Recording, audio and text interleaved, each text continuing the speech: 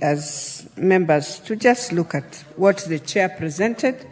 And Mr. Speaker, first to applaud that indeed we are still handling devolution, and I'm happy Lesuda and team went for mediation and they were able to give counties 400 billion.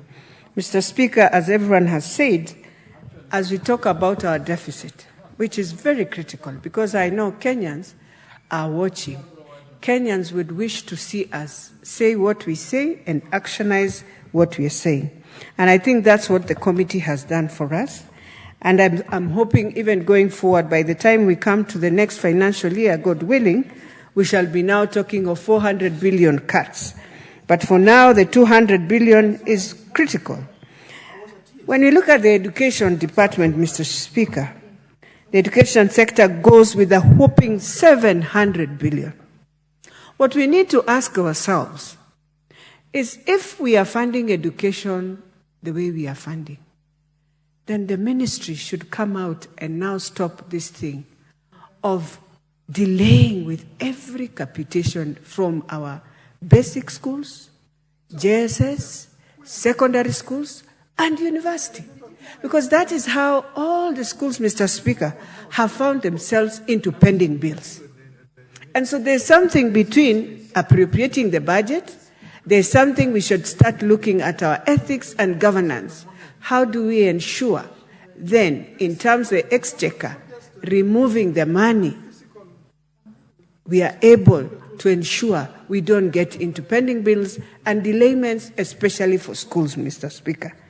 Mr. Speaker, we are happy the feeding program is back for the schools. We were very worried. But now let me go to the votes, Mr. Speaker, and I want to look at the vote for health. Mr. Speaker, you remember here, there's a time we really pleaded with the committee, and we said, let us see if we can retain Linda Mama. But now we've been told it will go into shift. Ours is to ensure, how shall we ensure women are able now to get shift so that they go back into the program that we had for Linda Mama. Mr. Speaker, as we speak, we are losing so many women now again on maternal health, that you are giving birth. We lost a girl, she went through surgery, 3 days later, the girl is gone. She left the baby and all that. I think we have to look at this vote and ask ourselves and be very clear that the universal health we are talking about is a universal health that will take care of reproductive, maternal, newborn children, infants, and even the adolescents as we speak, Mr. Speaker. And so it is something that we should not ignore and just leave it as it is. Mr. Speaker, when you look at the vote 1092, it's on the transport rail. I can see after we went through the floods, and we should agree, we've retrogressed because of the floods. We shall have to spend a lot.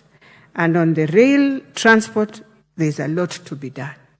And therefore, I agree for them to receive the resources, but I will also want to plead with Kenya Railways. Mr. Speaker, I realize when we were given the standard gauge railway and the locomotives, today when you enter, I believe our Kenyans now traveling through that, those locomotives are now gone. And I know they are making profits. Those who are running the business must start refurnishing and ensuring we have new locomotives coming in to carry our people properly, so that we also feel proud of what we are doing and what we are saying.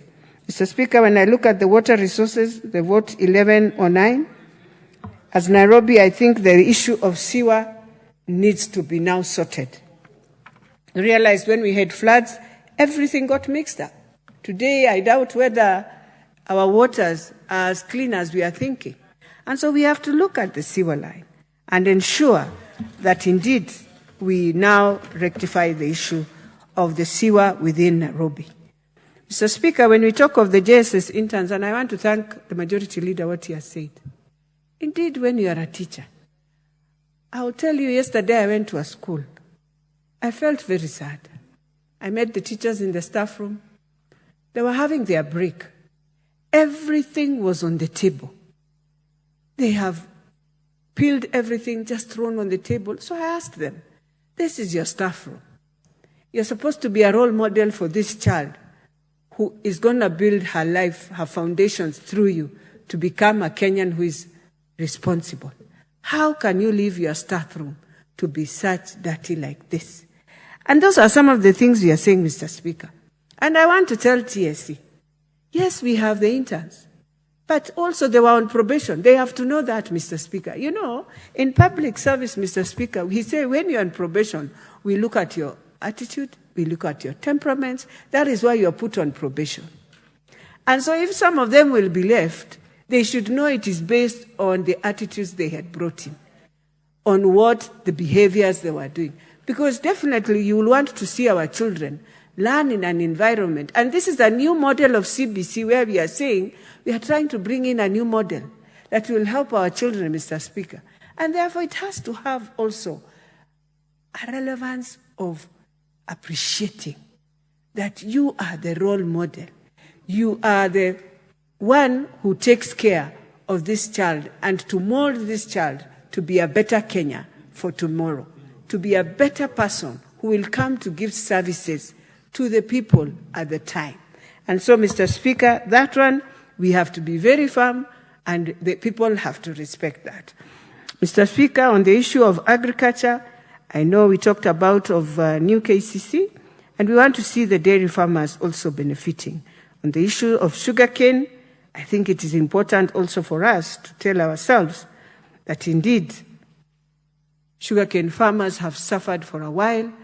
It is important for us now to start looking at all the agricultural sector. And I want to thank the President for bringing in the agro-entrepreneurs that they were launched. And I'm hoping they were launched to come, and now I've seen we've given the crop mitigation votes quite some good money. And I'm hoping we are going to help our farmers down there to see benefit of why they should do farming. And if we are saying agriculture is our pillar, let us stand firm, all of us, and even look at where there is land, Mr. Speaker. For example, where people are not using their land, the military can also come and lease, but do farming and bring back that food, and people will still buy, Mr. Speaker. Mr. Speaker, on the road sector, and this is something KRA must look at. You see, Kenyans are very smart, and they will not allow themselves to be drained the way we want to drain also. And so you realize we lost money in the fuel levy, Mr. Speaker. We were unable to collect enough what was needed. Why? Because we pulled in and we pushed Kenyans to the wall, and they decided, why not? Let me just leave my car, let me think of how to survive. And so while we are doing this, let us try to embrace a culture that will give a conducive environment for Kenyans to appreciate that I will want to do this to also pay this tax so that it can help my country. Mr. Speaker, as we look at audit, in all this, even in our own audits of NCGDF, we are going to find a problem, Mr. Speaker, with the auditor because of this late exchequer thing. And you'll always have your books being queried because of late of exchequer. And so we want the exchequer to help us so that we come out of this. With those remarks, Mr. Speaker, I want to thank you and to thank the House and to thank the committee. Thank you. The Honorable Kaluma, followed by the Honorable Kihungi and the Honorable